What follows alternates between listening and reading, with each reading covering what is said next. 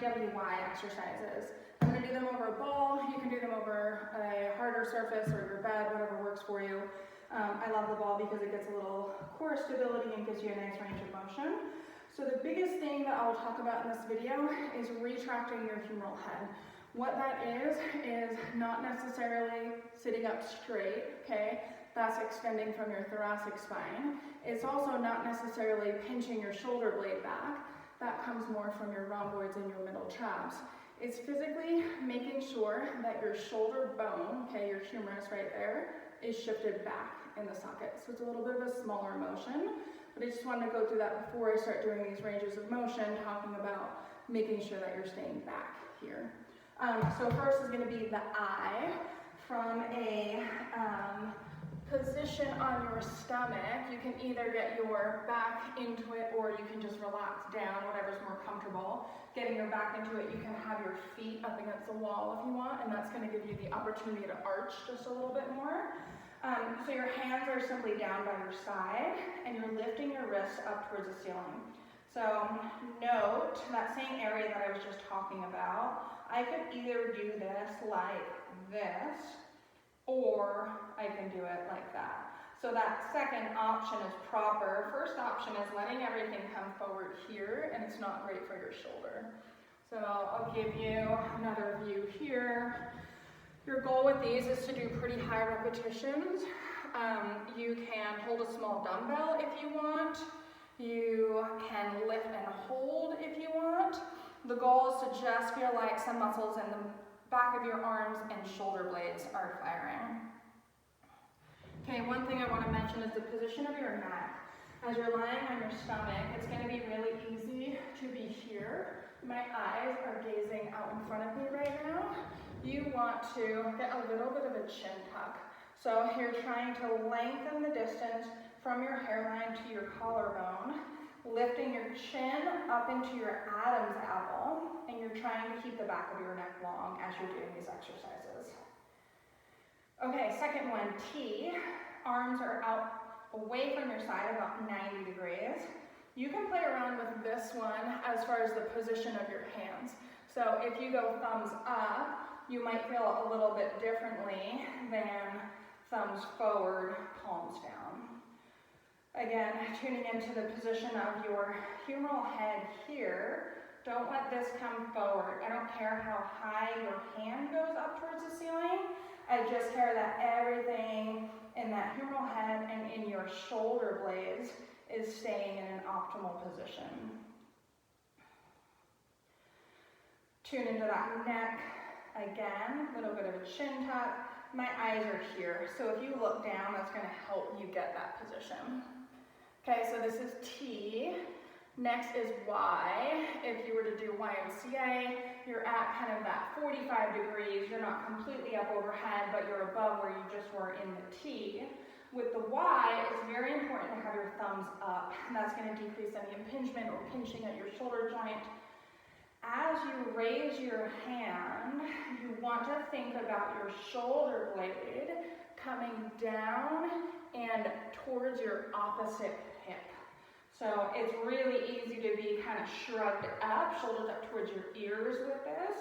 The goal is to get that shoulder blade down and over so that it opens up the front of your shoulder joint so that there's not any pinching. Again, thinking about shoulder blades and then that chin tuck. These I would say are the most challenging. So if you do have little weights, feel free to drop them for this. Also, feel free to do a smaller range of motion. You can get a benefit out of this just by lifting your pinkies up off the floor a couple inches. Okay, so that was Y. Last one is going to be W. W, elbows are bent. Palms are facing forward, and this one really fatigues out anything left that you had in your shoulder blades. The first time you do these, I recommend only doing 10 or 12. I think you'll be surprised as to how sore you can get after a couple days. So go easy.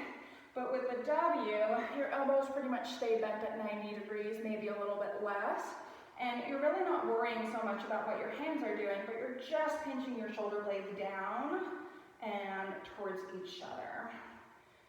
Always making sure that you're not hiking up at all, so you want a big space in between your shoulders and your ears, and then just kind of setting that shoulder blade back and down. If those were all manageable and you don't have any problems with your shoulder joint, you can add one more called an L. An L is for rotation of your shoulder, so rotator cuff muscles. You're going to start at that 90 degrees, so elbow is that shoulder height, and then you're simply going to spin your forearms under and then back. So with this one, it's really easy to get in some funky positions, and what I see is that people will lose their neck position. I'll also see that they want to shrug their shoulder up, and then I'll also see that, especially with this internal rotation, they want to allow their humeral head to tip forward. So again, I don't care about the range of motion, I just care that this doesn't do this. So even if you're just going a couple inches, that's totally fine. You should feel it in your shoulders pretty quickly. Okay, if you're doing well with all of those, you can continue to add to this, and that's going to be focusing on your spinal extensors. So it is nice to have your feet up against the wall for this one, not necessary. What you're going to do is have your hands behind your head as if you were to do a crunch, and you're simply letting your chin touch the ball, and then you're extending up as if you're doing a reverse crunch.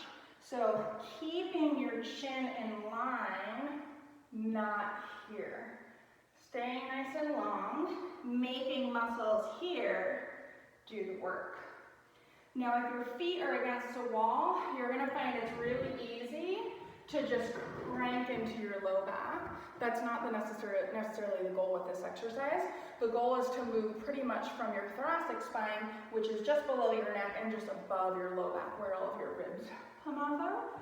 So you've got to get your chin down to the ball to create that natural rounding in your thoracic spine, and then you can decrease that rounding by extending up and making sure that your shoulders are down away from your ears. If you're feeling it here, you're done. You're not getting the right muscles to activate. We can come back to this later. But if you can keep your neck long and your shoulder down and keep your stomach muscles pulled in, lots to think about, then you're in pretty good shape.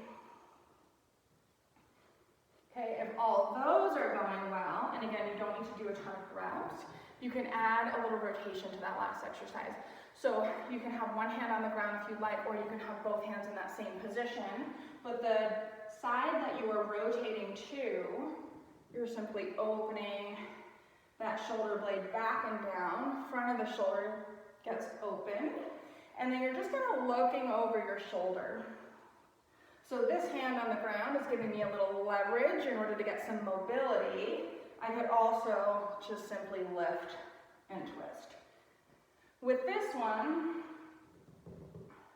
make sure you're doing the same number of repetitions to each side. You don't want to get muscle imbalances in here. And then you want to think about keeping your waist long too. So sometimes people will come up, but they'll crunch down here. So keep the distance in between your ribcage on the side and your pelvis the same. If you want, you can also just alternate to give those a brief rest